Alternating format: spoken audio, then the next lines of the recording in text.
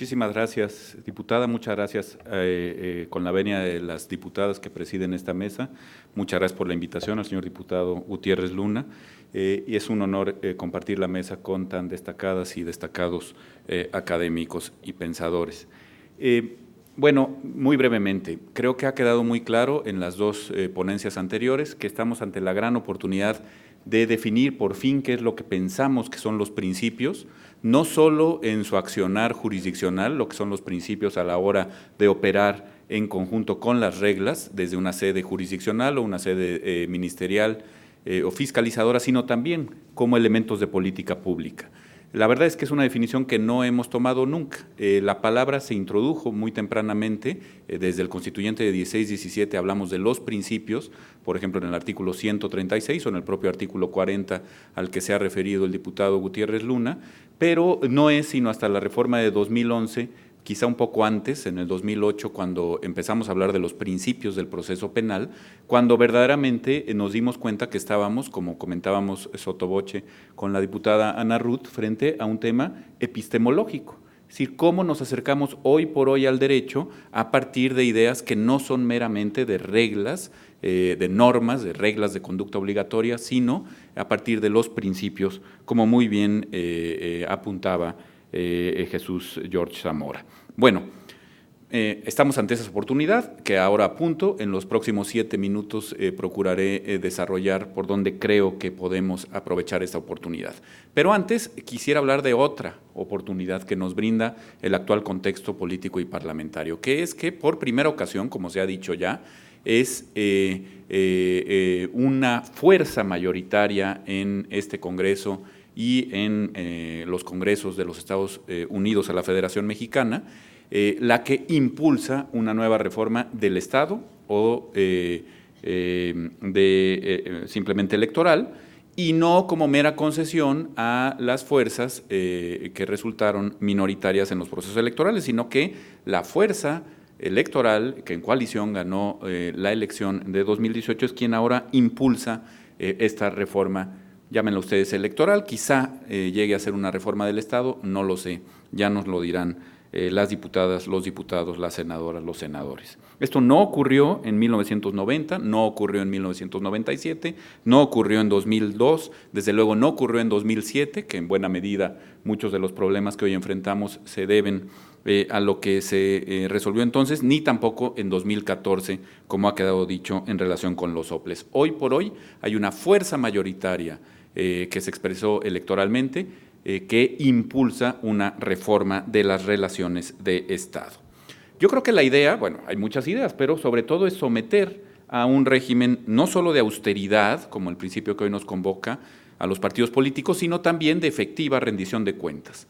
A los partidos políticos, a algunos organismos de carácter público. Quisiera referirme estrictamente a los partidos políticos porque se ha hablado ya mucho, creo yo, en otras mesas de este foro, de los organismos públicos, sobre todo aquellos de carácter autónomo. Y quisiera, hablando de esta efectiva rendición de cuentas, hacer 3 preguntas a la mesa. Aquí hay expertas y expertos mucho más calificados que yo para responderlas, pero yo las hago desde la ingenuidad y con la buena fe del ciudadano. Primero, ¿se puede someter a los partidos políticos a un régimen efectivo de cumplimiento, de compliance, como dicen los anglosajones? Segundo, ¿es posible obligarlos, por ejemplo, a realizar elecciones primarias libres, confiables, abiertas, certeras, a partir de que reciben recursos públicos?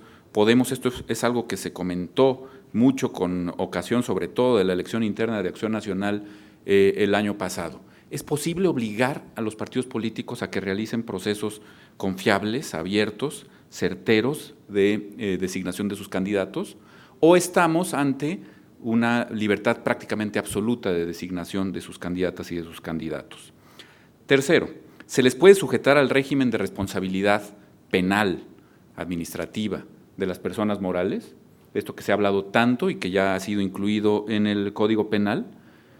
Por fraude electoral, que hoy por hoy es un delito que, como todos los delitos electorales, amerita prisión preventiva oficiosa. Por lavado de activos. En fin, ¿habría responsabilidad penal más allá de la pérdida de registro u otras sanciones, multas, etcétera, para las personas morales llamadas partidos políticos. Y cuarto, y quizá más importante, que se resolvió ya en el caso de órganos constitucionales autónomos como el INE, pero que no se ha resuelto, creo yo, en el caso de los partidos políticos. ¿Quién debe ser la persona designada como oficial de cumplimiento? ¿Quién la debe designar? ¿Dónde deben estar sus características? El órgano interno de control de los partidos políticos debe seguir dependiendo de la estructura que encabeza, que jefatura a los propios partidos políticos. Yo diría que no. Se trata, en todo caso, como supo ver Tocqueville hace muchísimos años, se trata de que estos modernos estamentos que hemos llamado a partir de sus privilegios, literalmente prerrogativas son llamadas las dinerarias en la Constitución, pues dejen de abonar a la bifurcación Estado-sociedad, entender que no es sano, porque eso promueve precisamente la lucha de clases, que exista una clase política desagregada de la clase social o de las clases sociales, sino que los partidos políticos pues deben ser simple y llanamente los cauces de acceso al poder público, de los cuales se derive, pues como es lógico en cualquier democracia consolidada, el aparato de gobierno, un instrumento adecuado para ello y no más, no estamentos que reivindiquen privilegios frente a la sociedad, mucho menos frente al Estado, o que pretendan controlar los órganos que deberían estar, a mi manera de ver, claramente dedicados a su control y no viceversa, claramente dedicados a la rendición de cuentas de estas estructuras y no al revés. Cuando se han erigido en vanguardia de clase, las transiciones democráticas han frecuentemente topado con pared y han terminado por fracasar.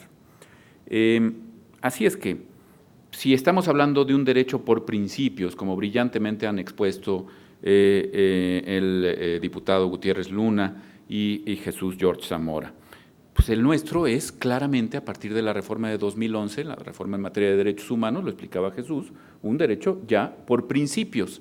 ¿Esto debe impactar a la política legislativa? ¿Debe impactar a la política pública? Me parece que sí. Ha quedado claro ya, por lo menos en sede jurídica, en sede jurisdiccional, que no estamos hablando de subsunciones de normas, que no estamos hablando de excluir una norma para aplicar otra conforme a los tradicionales principios de aplicación de las reglas. Por ejemplo, la norma especial deroga a la norma general. No, hoy por hoy, en vez de una pirámide normativa, tenemos pues más o menos un pan ácimo, un pan sin levadura, una tlayuda, si quieren ustedes, ¿no? Tenemos algo horizontal, una tortilla, y hay que ir, levantar la ayuda, la tortilla, ahí donde se encuentre, para encontrar la solución que de manera más amplia proteja los derechos de las personas, como dice el segundo párrafo del artículo 1 constitucional. ¿Esto qué quiere decir? Bueno, pues aunque nos parezcan antitéticos los principios, hoy por hoy tenemos que buscar que convivan. Y esto es un mandato de optimización muy complejo, epistemológicamente, como decía la diputada, muy complicado. No se trata ya de subsumir y quedarnos con la tranquilidad de la conciencia de, bueno, no cumplimos con el principio, por ejemplo, de austeridad, con el principio de economía, pero sí que estamos cumpliendo con el principio de eficiencia gracias a un gasto dispendioso, pero que finalmente cumplió con los objetivos de tal o cual política pública. Me parece que no. Hoy por hoy estamos ante el gran reto, y creo que tenemos la gran oportunidad abierta con esta reforma que se plantea, de tratar de que convivan ambos principios. No subsumirlos, no buscar un tercero excluyente, sino, conforme al mandato de optimización que implican los principios, no solo en relación con las reglas jurídicas, insisto, también con las políticas públicas y con la política legislativa, tratar de que convivan eficiente y creativamente. El 134 habla, como ya se ha dicho, de principios como la eficiencia, la eficacia, la economía, la transparencia, la honradez. Hay uno. ¿Puede ir, por favor, concluyendo el ponente, si fuera tan amable? Termino en este instante, Muchas diputada. Gracias. Hay uno que se nos olvida, quizá porque es de difícil reducción a una sola palabra. Dice también el 134 que las actividades del Estado tienen que estar ordenadas a satisfacer los objetivos de la política pública.